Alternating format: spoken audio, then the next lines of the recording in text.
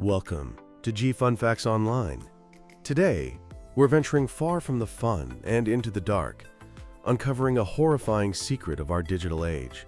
Hidden in plain sight across Southeast Asia are sprawling, fortified compounds. They look like business parks or resorts, but inside, they are modern-day slave camps. This is the world of cyber-trafficking, where tens of thousands of people are held captive and forced to scam you, your friends, and your family out of billions of dollars. The United Nations has called the region Ground Zero for the global scamming industry, a multi-billion-dollar criminal enterprise built on a chilling duality of victimhood. There are the millions of people worldwide who lose their life savings to sophisticated online fraud. And then, there are the scammers themselves, educated, multilingual individuals who are lured by fake job offers, only to be trafficked, tortured, and forced to perpetrate these crimes. They are, as the UN High Commissioner for Human Rights stated, victims, not criminals.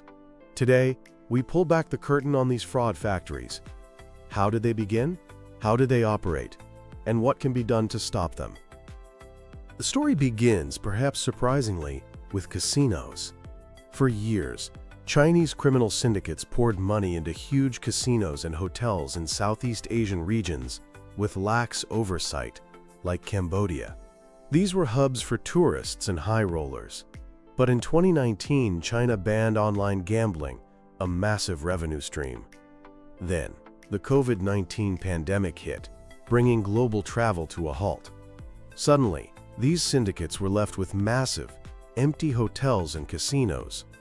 They needed a new business model, and they pivoted with terrifying speed and efficiency. The existing infrastructure, secure compounds capable of housing thousands, was perfect. The criminal networks already had expertise in online operations from their gambling days. And the pandemic created a perfect storm. Millions of people were jobless and desperate, making them easy targets for recruitment, while lockdowns meant a captive global audience, stuck at home and online, ready to be scammed. Initially, these operations mushroomed in places like Sihanoukville, Cambodia. But as authorities started to notice, the syndicates simply moved. They relocated to more lawless areas, like special economic zones in Laos and conflict-ridden borderlands in Myanmar, where weak governance and rampant corruption allow them to operate with near-total impunity. This migration has made it incredibly difficult for anyone to intervene. The entire business model is built on a cruel cycle of exploitation, creating two distinct sets of victims. First, let's talk about the people trapped inside the compounds. The recruitment process is a masterclass in deception. Scammers post fake job ads on social media and even professional sites like LinkedIn. They promise high-paying jobs in tech support, marketing, or customer service, often targeting educated, multilingual people with university degrees. The salaries offered are tempting, far more than what they could earn at home. Once a person accepts, the trafficking begins. The syndicate arranges travel to a country like Thailand. Upon arrival, the dream job dissolves into a nightmare. Agents seize their passports. The victims are then transported, often smuggled across borders, to the heavily guarded compounds. These places are prisons, surrounded by high walls, barbed wire, and armed guards. Escape is virtually impossible. Inside, they are forced to work 12 to 17 hours a day, 7 days a week. They receive little or no pay. They live in squalid dormitories. Failure to meet scamming quotas, which are deliberately set high, results in horrific punishment. Survivors report brutal beatings, electrocution, starvation, and sexual violence. Some have been killed trying to escape. This constant terror, combined with intense psychological manipulation, creates an atmosphere of total control. These trafficked workers, the first set of victims, are then forced to create the second set, the targets of the scams. Their primary task is to execute a range of online frauds, the most infamous being the pig butchering scam. The name comes from the Chinese phrase, sha zhu pan, which means to fatten a pig before slaughter. It's a long con that blends a romance scam with investment fraud. It starts with a simple message, maybe a wrong number text, or a connection on a dating app or social media. The scammer, using a fake profile with stolen photos, begins a conversation. Over weeks, sometimes months, they build an intimate relationship. They are given detailed scripts and trained to feign love and affection, sharing personal stories and building deep trust. This is the fattening phase. The goal is to make the target believe they have found a genuine connection, a partner who also happens to be a savvy, successful investor. Once that trust is absolute, the scammer casually introduces a once-in-a-lifetime investment opportunity, usually in cryptocurrency on a fake but very convincing trading platform. They might claim to have inside knowledge. To build confidence, they encourage the victim to start with a small investment. The fraudulent platform is manipulated to show huge but completely fake returns. Seeing this success, the victim is encouraged to invest more and more, often their entire life savings, retirement funds, or even money borrowed from family. The slaughter happens when the victim tries to withdraw their funds. The scammer vanishes. The fake investment platform goes dark. The money is gone. The financial devastation is often total, but the emotional trauma is just as severe. The feeling of betrayal by someone they loved and trusted has led some victims to take their own lives.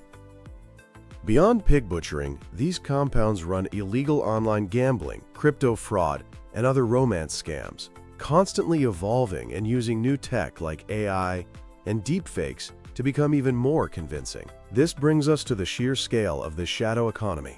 The revenue generated is mind-boggling. The United Nations reports that the annual income for these criminal operations is in the tens of billions of US dollars. One estimate suggests the industry generates over $43 billion annually. And these figures are likely conservative, as many victims never report the crime due to shame. This immense profitability is what fuels the industry's terrifying growth.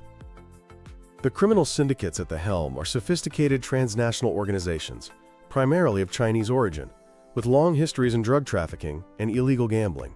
They are highly structured, with masterminds at the top, compound managers and enforcers on the ground, and a global network of recruiters and money launderers. Their secret weapon is corruption. They operate by securing protection from powerful local elites and officials in exchange for a cut of the profits. This creates a criminal service economy where the lines between government, business, and organized crime are completely blurred, making intervention nearly impossible. So where does all that money go? It needs to be laundered. Cryptocurrency has become the tool of choice.